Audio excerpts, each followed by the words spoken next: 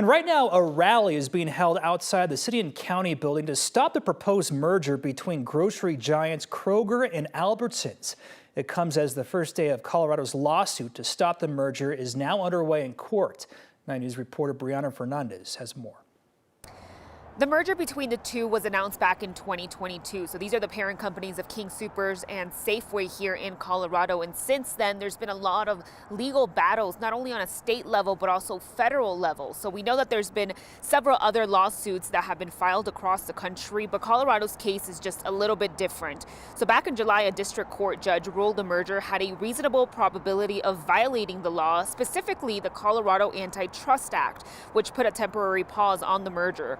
Antitrust experts say the merger would lower competition and drive up prices for shoppers. However, the CEO of Kroger insists the opposite would happen, saying the company would lower prices to compete with Walmart and Amazon. He says that they've done it before with previous mergers, investing millions and reducing profits to make that happen. Now, Colorado Attorney General Phil Weiser filed the Colorado lawsuit to block the merger permanently earlier this year, saying the deal will create a mega grocery store with higher prices and fewer locally sourced products, which ultimately would lead to store closures. And we're worried about a repeat of what we saw last time. When Safeway and Albertsons merged, they spun off stores to a company called Hagen's. Hagen's was not able to operate their stores effectively. They either closed down or they were sold back to the merged firm. That was a disaster.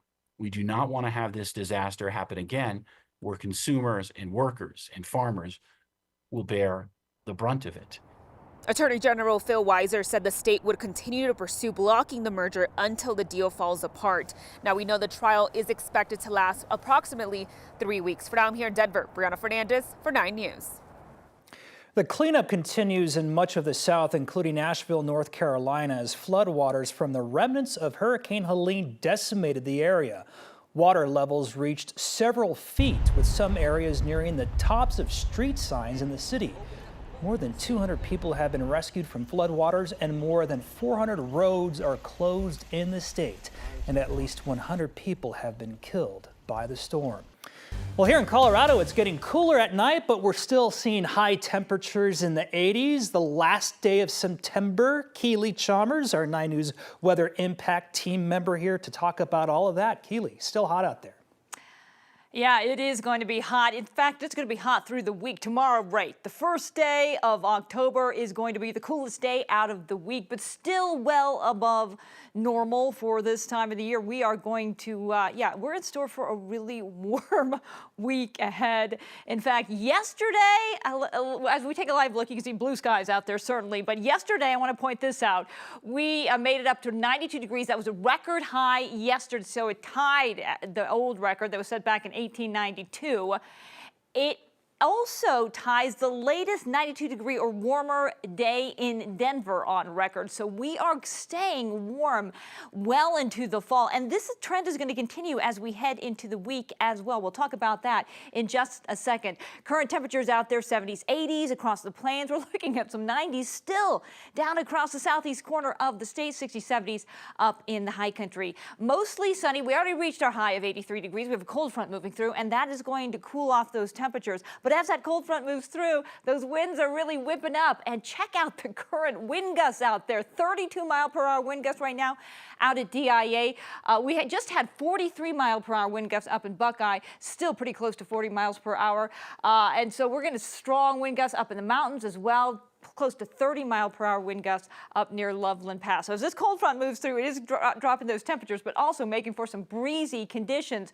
Warm and dry for the week. We do have elevated fire danger because of that as we head through the week. We'll talk more about that coming up in your complete forecast in just a bit. All right, Keely.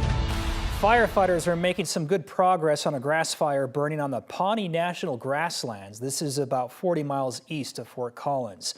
The Forest Service says it's burning near the Baker Draw shooting area. This morning they updated that the fire was 50% contained, and so far it's burned about 1,300 acres. Denver police have arrested somebody in connection to a deadly stabbing near Lipan and Evans. Police first tweeted about the stabbing at around 11:30 yesterday morning. They say one victim was taken to the hospital where they were ultimately pronounced dead by a doctor. Police believe the suspect and the victim were involved in a verbal altercation before the stabbing. Colorado's Department of Transportation is the first in the country to build a workforce housing area as a way to offset the high cost of living in our state. CDOT now has 12 homes open and ready for state employees to live in. Our Matt Renew has more from Fairplay. CDOT has something big to celebrate. The Department of Transportation is now in the housing business, with 12 new homes that are move-in ready for employees in Fairplay. There we go, it's a safe house. CDOT's the first Department of Transportation in the nation to build its own workforce affordable housing to help them hire employees to work in expensive parts of the state. This is the first workforce housing development for a DOT in the country. That often have some of the biggest issues with weather and road maintenance. The 2- and 3-bedroom homes will rent for around $1,500 a month to CDOT and other state employees. In fact, one Colorado State Trooper's already moved in. To live here, to be vested in what goes on. And while the project costs $7.4 million, CDOT says if they don't have to keep moving employees around the state where they're needed, housing projects like this will save the state money. We shift employees around the state to cover our shortfalls, so we've spent $3 to $6 million a year just in surging employees to where they're needed most. So after the first year, season or two, this whole facility will pay for itself because we'll allow maintainers that live and work here to do their job, and maintainers that live and work somewhere else can do their job somewhere else. Tomorrow, Senator J.D. Vance and Governor Tim Walz will square off for the first time and only time in a vice presidential debate. CBS News is hosting it, but it will air on other networks. You can watch the debate on 9 News with full coverage starting at 6 p.m.